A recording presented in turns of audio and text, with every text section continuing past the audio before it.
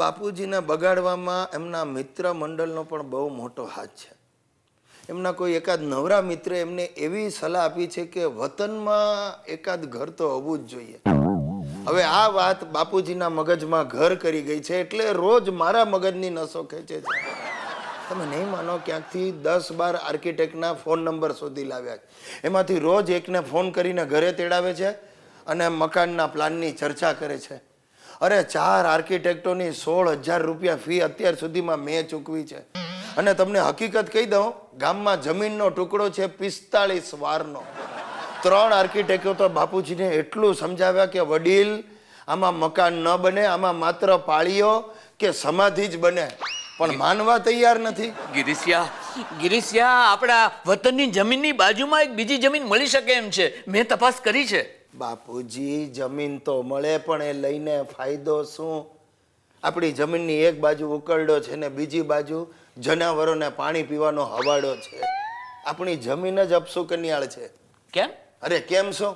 તમારો જન્મ ત્યાં નહોતો થયો? ચૂપ રે. તારે આ 100 વાર જમીન આપણી 45 વારની બાજુમાં લઈ લેવાની છે એટલે લઈ લે. અરે 145 વાર જમીન ભેગી થશે, નાનકડી મજાની હવેલી બની જશે, કમ્પ્લીટ. અરે આ કમ્પ્લીટ હવેલી બનાવીને એનું કરવું છે શું?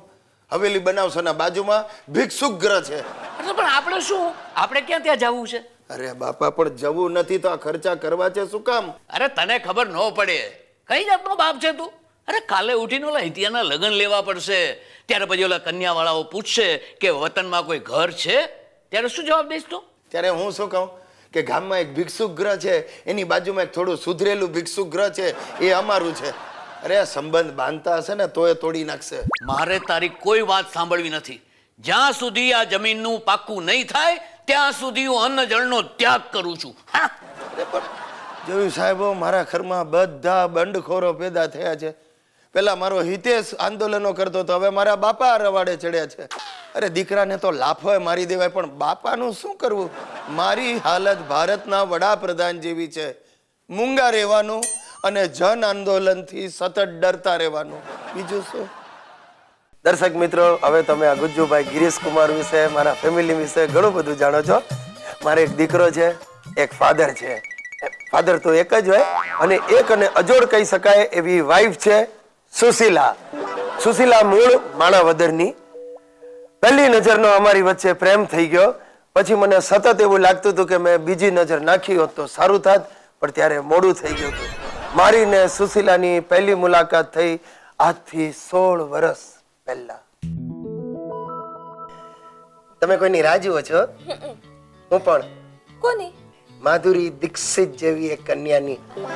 નામ છે સુશીલા. સુશીલા તો હું જ છું.